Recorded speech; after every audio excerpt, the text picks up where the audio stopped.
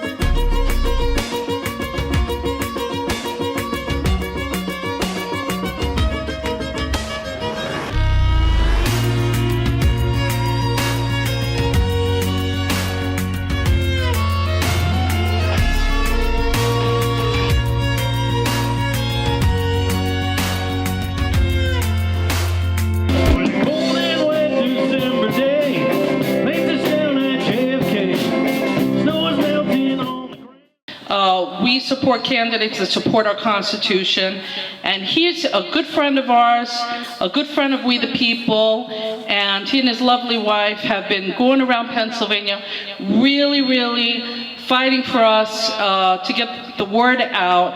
And unfortunately, I could say it, the GOP is not supporting some good candidates. But he's a staunch constitutionalist, and we the people will need to get him elected. So without further ado, let's all welcome Josh Prince. Good afternoon, everyone.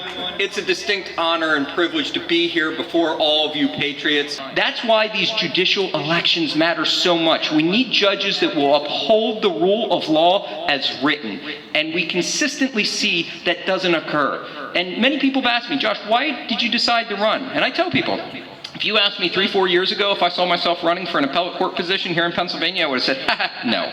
And yet, I now believe it's the only way to save our republic. Because what we are consistently seeing is the judiciary issuing political, not judicial decisions. And this has been the case especially since 2015, another municipal election year, when we didn't get out the vote. And we saw 3 very liberal candidates get elected to the Pennsylvania Supreme Court. And time after time after time, they have issued political decisions. And in fact, some of you may remember, right after 2015, in 2016, the first redistricting case went up before the Pennsylvania Supreme Court. And a number of those judicial candidates who were now justices had promised that if the redistricting case came before them, they were going to substantially alter the maps, which is a violation of the judicial canons to make any statements on how you would rule in any particular matter. But nevertheless, they did, and the case went before them. They not only ruled the map unconstitutional, but they had their own map drafted and implemented it. Now, if you look at the Pennsylvania Constitution, the only body that has power to draft and implement a map is the General Assembly. And so during a Senate Judiciary Committee hearing, a now former senator from Berks County asked then Justice Baer a question. So, Justice Baer, I understand where the Supreme Court got the power to be able to declare a map unconstitutional. There's no question the court has that power. The question I have for you is, where did the court get the power to be able to draft and implement its own map? You know what his response was? Take a second and think.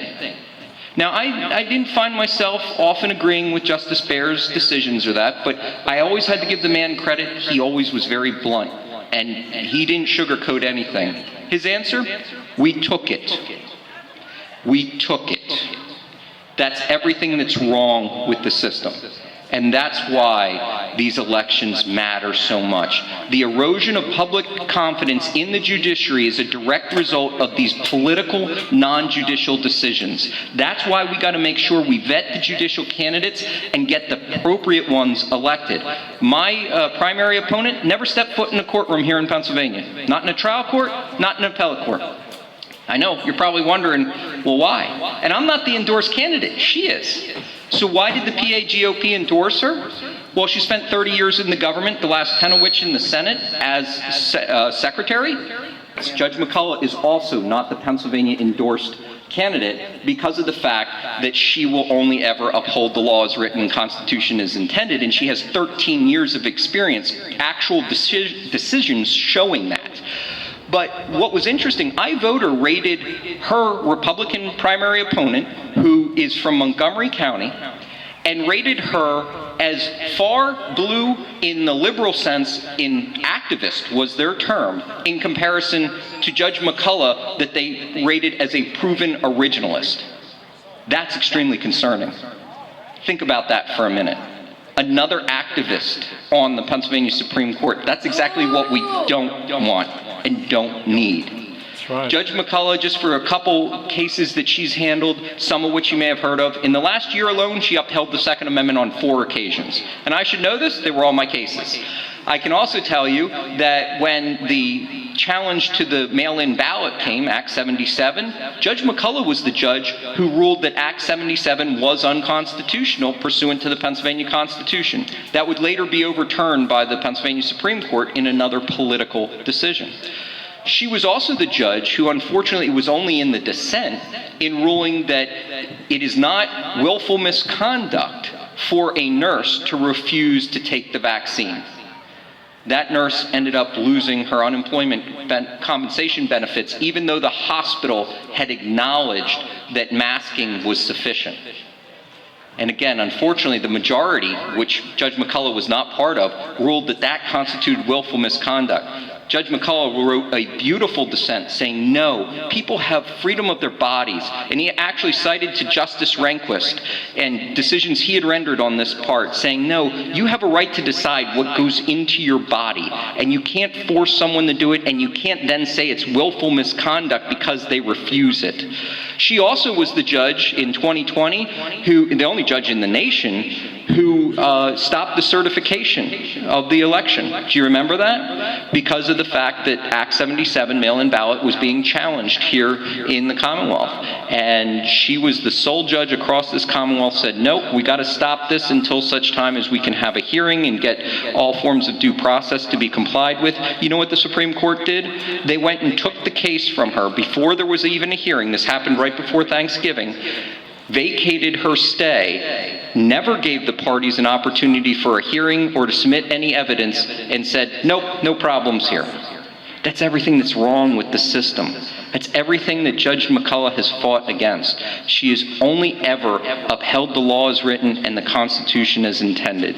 So the favor I need to ask of all of you, because I know you want to hear from some of the other speakers, is on May 16th, Judge McCullough and I need you to go out and vote for McCullough and Prince. We will be both in first ballot position for our respective courts. I'll be in first position for the Commonwealth Court. She'll be in first position for the Supreme Court. But beyond that, we need your help. We need you to go on our Facebook pages. Mine is Prince for Justice. That's F-O-R, Justice, Prince for Justice. Like it, share it. Bob Roche is the father of the Second Amendment sanctuary. And Matthew and I met in a parent's kitchen as we were fighting for parental rights. And true patriots, I believe. And we're blessed to have them here to say a few words. 4 years ago, I promised everybody I would get our county to become a Second Amendment county, and I would not give up until this mission has been completed. Well, as of September 21st of 2022, that mission was completed, so I kept my promise to everybody in this county. We also, at the same time, we got Wayne County to agree upon getting the sanctuary. Uh-oh, you're raising it up for me, okay. So on September 28th of 2022, we also got our sister county of Wayne County to adopt the Second Amendment resolution also. I am happy to say that together, as the people of Pike County, we were able to complete this mission together, and that's the way it should have been, together, we the people. You know that I can stand and fight for your rights and will protect our Constitution, and I won't back down. Just this week, I am honored to have been received the endorsements of Firearms Owners Against Crime and also of Gun Owners of America.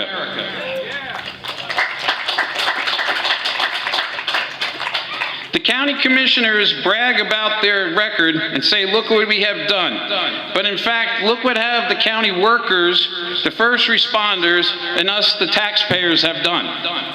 Give credit where credit is due. Why are there a massive amount of money in Democrat Soros-backed PACs working with them? If their record is so good, why is it so important to keep a common man out of office? What is being hidden from we the people? That's right. Good afternoon, everybody. How you doing? Yeah. Good. It's great to see all these Patriots out. I want to thank the Patriot Group for asking us to speak today. My name is Matthew Contreras. I'm running for Pike County Commissioner. I want to thank Bob for his kind words.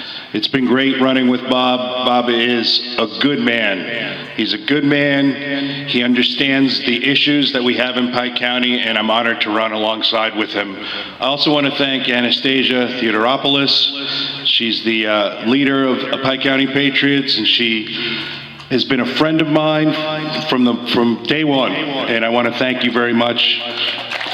Give her a round of applause, people.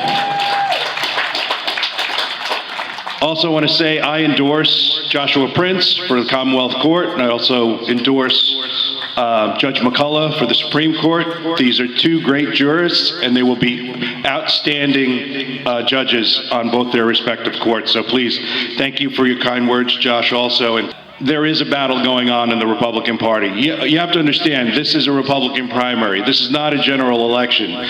So you have Republicans that are interested in getting Republican votes for this position of Pike County Commissioner.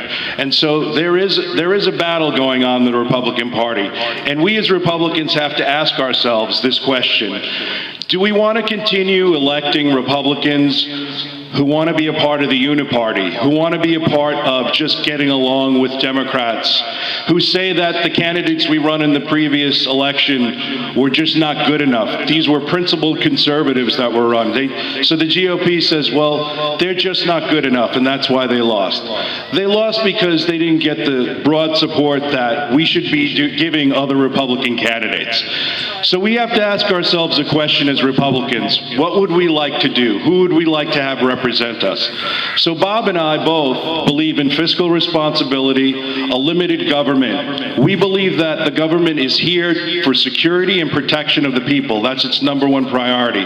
So what we'd like to see also is an establishment of an EMS cooperative in Pike County. Now, our opponents have gone around the county saying that we would like to take away the EMS funding, the matching funding that's been given. And I want to tell everyone here today, and I want to ask you to tell your friends to let everybody know that that's a big lie, okay? So Osterberg and Smallsy are telling this lie because they're interested in being reelected.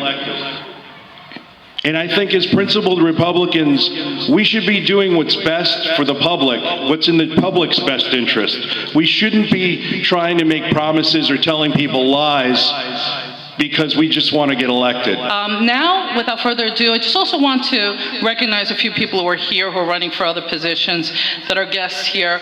We have Cal Damon, who's running for Digman Township Supervisor, is a true patriot. We have, of course, Theo Balyu, who is running for magistrate. Talk to them, ask them questions, see what they're all about. And now, without further ado, our last speakers who are so important to so many families. We have our school board members run by Theresa Brown. We have Dorit Smith. We have, come on guys. This is just amazing, and thank you all for being here. I'm just going to say real briefly, I'm Theresa Brown. I need your vote on May 16th. We got to change things. The current board is telling us that you're happy. And I'll tell you what, I've been talking to a lot of people. They're not happy. We need change of leadership at the Delaware Valley School District. And so please vote for my team here and me. Thank you all so much. My name is Dorit Smith, and I'm also running for Delaware Valley School Board. I just want to see the parents involved. The kids belong to the parents, not to the government. And also, I really want to see transparency, like in the curriculum, in the budget. Where does our money go? You know, 93 million is way too much for 4,000 kids. Okay, thank you very much. Hi, everybody. I'm Joel Messaros, and also thank you for coming. I'm running for Delaware Valley School Board, and I think we have a lot of like-minded people here. God, country, family, that's what we're about. And we are absolutely going to hold the line against this nonsense that's coming into our schools, because believe me, it's not just coming from the liberals. The current so-called conservative Republicans are not doing their job. Last I checked, the parents raise your kids. The educators, they educate your kids. There should be a line. And from what I saw, going to the school board and watching them on their phones, checking their watches, talking amongst each other, and not answering the questions of parents. It takes a lot for a parent. Some parents have multiple, the mother works, the father works. They don't have time to go to a school board and not get any answers.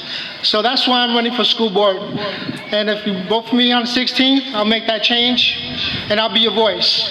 We also have some great guests who are running for school director for Wallenpaupack School Area District, and they're here today. Just say a couple of words.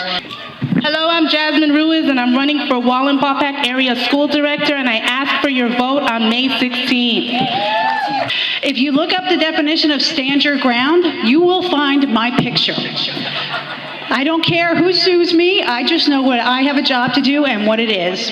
So if you're on May 16th, vote for Maria Rotella for Wallenpaupack School Board Director. Thank you. My wife and I have for 10 months consecutively gone to the school board, spoken individually with the superintendent and vice superintendent, and their responses to our questions about all sorts of things have not been adequate, not even close to being adequate. And these are our children that we're concerned about. This is our community, and I will not allow my children to grow up in a society like this. My name is Carl. Many of you might know me. We're not going to allow those wokeisms go into our schools. We're not going to allow a school to be funded by a federal grant of simply $1 million that's called EASER money that requires us to have social and emotional learning, that requires us to allow transgender study, that requires us to allow things that are current conservative values that we just don't agree on. We have to stop the narrative that we see going across here in Delaware Valley and in the Wallenpaupack School District that the group of candidates behind me are radical simply because we want the school district school board members to adopt a policy on how we allow library books into the schools. We don't want to let students in 3rd grade and elementary and middle school to read legitimate pornography. We just don't want it. We simply want a library policy to be put in effect so that we can all look at the books and decide what's right. We're not asking anybody to ban a book. That doesn't happen. That's not a true conservative principle. What I'm saying is, in the public education system, we should not put that in front of children, in front of minors.